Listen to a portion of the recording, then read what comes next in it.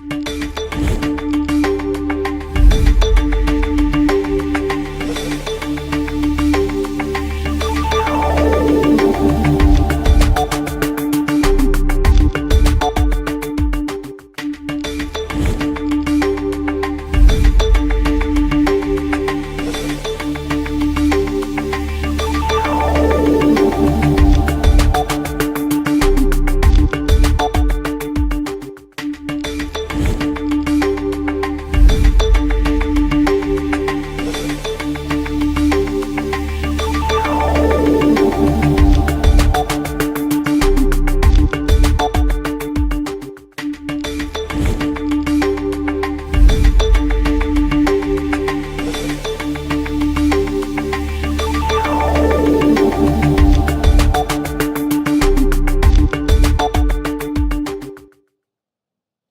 morning, viewers and listeners. Welcome to today's edition of an information sharing session with me, Grace Kavei.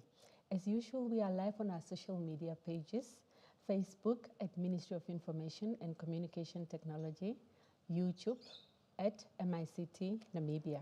Today we are focusing on Namibia Revenue Agency, which is also known as NAMRA. NAMRA is the nation's tax collecting authority responsible for administering the Namibia's tax laws and customs and excise services. It is established in terms of Namibia's Revenue Agency Act 12 of 2017 as an autonomous agency. To help us answer some of the pertinent questions, we are joined in studio by Mr. Sam Shivute, the Commissioner of NAMRA. Good morning, Mr. Sam Shivute, and welcome to our studios. Good morning, Grace. Good morning, the viewers. Good morning, the listeners. I'm very humbled and very happy to be here. Thank you for inviting us to the Government Information Center. Very happy to be here. We are happy to have you. Now, please tell us the story behind the many trophies that you have brought with you this morning. Yeah, thank you. Grace, when we were invited to come and share with the Namibian public at the Government Information Center, we just felt that because at the end of July, we participated at the Public Enterprise Games, and at those games, for the third consecutive years, where we were voted as the most cheerful company. So I just felt that I must carry with the spirit of the NAMRA stars, the men and women in navy, white, and a touch of orange, so that we can celebrate this together, because we feel that, look, winning this for 3 consecutive years, it represents inspiration, it represents an engaged team, it speaks about cohesiveness, and we have committed that we are going to celebrate this for the next 10 years, because I'm told that now we will have to keep this trophy forever. We know it's not going to float anymore. And of course, so we won this one, and of course also the tug of war, we have what we call the big machines. So the tug of war, we have won 2 trophies this year, and we remain Namibia's champion. So we are very proud, and I just felt that because 1,442 NAMRA stars, they cannot be here, and I was called here to share what we do. Apart from just talking about what we do, it's also important for us to share the culture that helped us to win this great trophy, and we are very grateful. So our wish is that we should not just be one of the most cheerful company in Namibia.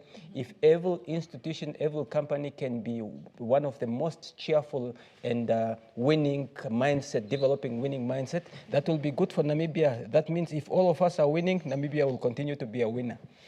Of course, we celebrate your wins too, and you brought some cheerful spirit to the house this morning. Okay, now, without further ado, let's get right into our conversation this morning. Mr. Shivute, for the past 4 years, NAMRA has been exceeding its revenue targets. What strategies and interventions have you implemented to achieve this consistent performance? Thank you, Grace. Before we speak about the strategy that we implemented for us to be able to exceed those revenue targets, I think we need to commend and appreciate the leadership of the Namibian government, who made a decision that Namibia need to have a semi-autonomous revenue agency. That decision was taken in 2013. 2017, the law was passed. 2019, the governing board was appointed. 2020, the founding commissioner was appointed. September. Then on the 7th of April 2021, Namibia Revenue Agency was then launched. The idea was always, Namibia Revenue Agency was established to bring about efficiency in tax administration and also to collect sufficient revenue so that the government is able to deliver on its developmental agenda. So I'm very happy that together with the team, we then needed to develop a strategic plan. And with that strategic plan, initially we started with 7 strategic objectives. And out of those 7 strategic objectives, they have been our number 1 strategic objective of maximizing revenue collection. But as if that was not enough, we also then developed what is called Namibia Revenue Agency Compliance and Enforcement Strategy. That strategy had a number of pillars that we needed to focus on so that we can make sure that we improve revenue collection. But it was not only about the enforcement and compliance strategy. We also had a strategic objective for us to do stakeholder engagement, taxpayer awareness, to engage more with our taxpayer and do things that have not been done before. But we also focus on closing the loopholes, because what we have noted is that in the tax administration system, there used to be a number of loopholes. There used to be a number of individuals who used to be getting refunds that they are not entitled to. The issue of tax evasion have been happening. So we just then working towards that, implementing that tax enforcement and compliance strategy, we were able then to not only to meet, but to consistently exceed the revenue target for the past 4 years. But it doesn't stop there. If one now goes to the ATAF tax outlook, for the past 2 consecutive years, in terms of tax ratio to GDP in Africa, I'm very happy that for the past 2 consecutive years, Namibia is number 1, followed by South Africa. But before that, it used to be always Seychelles, Mauritius, and South Africa. And we are very happy that our tax ratio to GDP now is the highest in Africa, and that is the call, both from IMF and the African Development Bank, that African countries, they have a developing country, we have to collect or to improve our tax ratio to GDP so that we are in a position as developing nation to fund our developmental agendas. That is good news for the country. Okay, now what measures have been put in place to promote compliance in both the domestic taxes and customs space? And are you seeing improved compliance from taxpayers, particularly with the extension of tax amnesty program to the end of October 2026? Oh yeah, like I indicated earlier on, that yes, we have put measure in place to improve tax compliance. I'll give an example. In 2005, the transfer pricing law was passed in Namibia. And with the establishment of NAMRA, what we did, we also then set up a transfer pricing unit. And as a result of that, we have seen some multinational who have been operating in Namibia for a number of years, and they have not contributed or paid any income tax or corporate tax. And when we started auditing them, all of a sudden we see them contributing and paying good income tax, which is very good, which is very good for Namibia. So that is one area that we have noted. We are also very happy to note that the issue of illicit financial flow is one thing that has been a very, very serious problem, not only in Namibia, but in Africa. If one look at the Thabo Mbeki report, that was issued in 2015, it talks about 50 billion US dollar leaving Namibia and leaving Africa on an annual basis. And the International Integrity Financial Report put that amount now to $8-9 billion on an annual basis. So what we have done in Namibia, working with African Union and also UN, we have UNTAD. What we have done, we have started working on projects to determine as to within our jurisdiction, where is that illicit financial flow taking place? And as a result of that, we have already started conducting some auditing. Then the other area where we have been taking measures as well, especially within the customs space, there have been a number of misclassification of goods or undervaluation of goods that are being imported into our country. And we have been working with a number of developmental partners like the IMF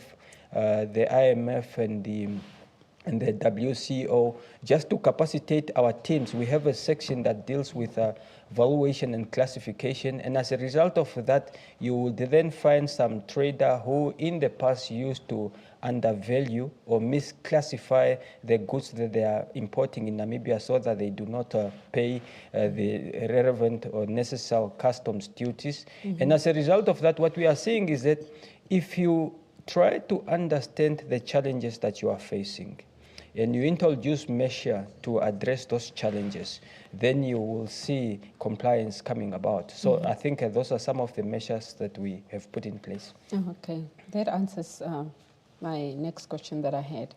Now, you recently accredited 4 traders as authorized economic operators, effectively granting them the VIP status in customs administration. Could you explain what this status entails and how it benefits both the traders and NAMRA? Okay. Thank you very much. Now, Namibia is a member of the World Customs Organization. Now, the World Customs Organization, they have a program called Safe Standard of Work, Safe Standard of Work framework. Within that framework, you then have also a program called Authorized Economic Operator. What does this Authorized Economic Operator mean? The purpose of this Authorized Economic Operator program is to secure and facilitate global trade. Within that program then, there are then some requirements where we say you do not necessarily, when you have to facilitate trade or to facilitate trade, you do not necessarily have to check and physically inspect all the consignments that are coming in. Just maybe to take you back, every goods that have to be imported in this country or have to be exported from Namibia to any other jurisdiction, it have to be declared and cleared by Namibia Revenue Agency and also by other regulatory body that operate at the borders. Now, what then happened within this program then offers, or it have specific criteria that says that, look, there are already some traders who are very compliant and they do not offer higher risk to the trading, to the customs administration. Now, as a result of that, if they meet those requirements, what you will then need to do, you give them an opportunity to self-risk assess. And when they self-risk assess and they pass those criteria, then you then accredit them and give them those benefits. What are the criteria that we look at for when these traders or businesses have to go through? Those criteria, for example, we look what are their custom compliant records. Maybe they do not have issue of violation of customs law, undervaluation, misclassification, and so on. Then one also look, what is their management system? Do they have procedures as to how to deal with their trade, the importation and exportation of their goods? Then you also look at their financial solvency. Are they solvent? So there is a self-assessment first that they have to go through.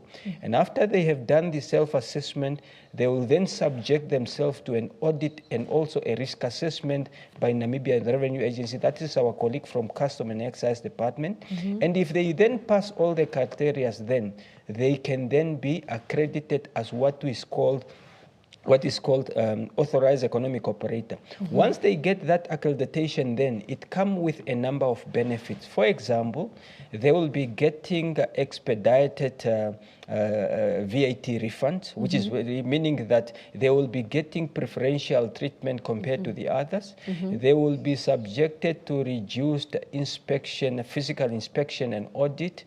Then they will be So they will be having a relationship manager. So they will be treated like a VIP, like when you have a private banker manager in the bank. That is exactly what they are going to have. And in the future, as we grow as an institution, we would even want them to have a red carpet at the border, or even some of their executive, when they enter the country at the normal airport, they do not even, their bags will not be subjected to search because we trust them. They have gone through a very rigorous process of ensuring that they comply, and they want to comply with the revenue laws. And we want to encourage others to sign up that program, because now we have only accredited 5. And just imagine if we could accredit many, then that will just help so that we can also ease up the process at the borders, because we do not want trucks or vessels standing at the border for a long time. We want things to get to the owner so that people trade, and that is good for the economic development of our beautiful country. Yeah. Now, how do you incentivize the traders that do not meet this criteria, who are really, really wanting this VIP status? Yes, like we indicated earlier on, that one of our strategic objectives is really stakeholder engagement and awareness. What we do, we will continue sharing information with other traders and also those who are not meeting those criteria. We would continue capacitating them, because again, sometimes what happens is that if one look at the footprint of Namibia Revenue Agency, we are in all the region, we are at all the borders, we are at all the ports and so on, and our services are for free. We are always ready wherever there is an engagement or wherever we are required to engage any trader or businesses. We go there at the cost of Namibia Revenue Agency, and we share the information and we empower them, because what you would want, and what we want to see in Namibia as far as the revenue laws is concerned going forward, we really want to encourage and promote voluntary compliance. We want a situation where everyone, we will not need to do what is called enforcement of revenue laws, but we would want to encourage and promote voluntary compliance. And that can only happen if the trading community and the taxpayer, they are properly engaged. We have shared with them information, they are capacitated, and they also appreciate their obligations, and also the responsibility that we have as far as tax administration or custom administration is concerned. Viewers and listeners, please don't forget to join us on our social media pages to be part of this conversation. We said Facebook at Ministry of Information and Communication Technology, YouTube at MICT Namibia. Now, Mr. Shivute, as we are nearing the end of our conversation, please tell us, small business operators often refer to as order with me traders, form an important part of customs ecosystem. What is NAMRA doing to address their concerns about delays in clearance and high customs charges? Okay, yeah. Thank you very much, Grace. The small trader, they are very, very vital to the economy of Namibia. And again, when we talk about, they contribute mostly to job creation. And again, when we talk about trade, we all know that trade is the engine of the economic growth and sustainable development of any developing country. So we hold them in high esteem. And we have had a number of concerns and complaints, because what we have noted, especially those that are referred to as order with me, what had happened in the past and what we have noted and what our investigation have determined, initially those who used to be in this business called order with me, initially when they were getting their goods in Namibia, those who were helping them to get their goods in Namibia through the clearing process and so on. What our investigation have noted is that there have been a number of criminal activity whereby the customs duty or the import duty that they used to pay was not necessarily coming to the state. It was going into the pocket of some corrupt individual. We have that prima facie evidence. So what we did with the establishment of NAMRA then, we just ensured that the processes or the custom processes are complied with, and also that which is supposed to be paid, the custom duty that's supposed to be paid, they have been paid. And remember, the customs duty that are paid, that is part of our contribution to SACCO. We are a SACCO member state. So what had happened is that it's not business as usual, meaning that those who did not used to pay what they're supposed to be paying, we then started ensuring that they pay. And that's why those who are doing their business in a fair and honest way, they still continue without having any problem. But like I indicated, that we need to help them because we want to see more of them getting into that space because that is good for Namibia. What we have done, for example, what we have also noted is that sometime when the small trader or the order with me, when they bring or import their goods in Namibia, they work with clearing agents. Now the clearing agents, the regime that is governing the clearing agents, sometime it have not been properly regulated. But now we have, working together with the Ministry of Finance, the new regulation have been submitted and they are with the Ministry of Justice and they will require to be gazetted. Once that is done so that we properly control the clearing agents, so that there is transparency within the pricing and fairness in dealing with this trader as well. That is one. Then we are also reforming and modernizing our processes at the entry ports, and including the airport. Why? Because we want to give this small trader, just like we give the larger trader, the best service that we can. We even negotiated with the Korea Customs Service, and we secured support from Korea. Last month, about 13 of my colleagues from Customs, we sent them to Korea. And that trip of 13 of our colleagues was funded by the government of Korea, so that our colleagues from Customs can go and benchmark on the best way of dealing with e-commerce and also traders like what we are referring to. Next month again, we are sending another 13. The entire trip fully paid by the government of Korea. And we are going to come up with a process, with a unit that will be giving special attention to this small trader and make sure that they are provided with great service. We want them to do great business. We also want them to benefit from African continental free trade area and so on, and we are going to give them all the necessary support. If you they call our number, they contact our heads of custom, they will be told that we having a team working to getting that solution, because we are here to work for our Namibian people. Yeah. What punitive measures have been taken against this order with me traders that haven't complied with the clearing agents? Pardon me. And also the individuals at the borders that have been taking these monies into their own pockets that are being paid by the small business operators? Yes, the Custom and Excise Act 90 of 1998 make provision for penalty provision for those who are not complying. And a number of those who have not been complying, we have made sure that they are penalized. And also those who have been involved in criminal activity, especially defrauding the state or taking the money that's supposed to get to the state coffer, we have also registered a criminal case. Some of them have lost their goods and their goods have been duly auctioned, and we will continue ensuring that the revenue laws are enforced to the letter. But I think one of our focus is also really just to educate. But I'm just very happy to say that the transformation and the reform that are currently taking place, we are making sure that the regime is properly regulated, and also the order with me, they are given the best service in terms of expediting the clearance and having a team that is strictly focusing on them. But not only them, the entire NAMRA is a reform project, and we want all our clients, all the taxpayers to benefit from the reform that are currently taking place at NAMRA. Okay. Yeah. Okay, now we have come to the end of our conversation. Any final remarks on why compliance with revenue laws is essential for national development and how NAMRA intends to sustain the momentum?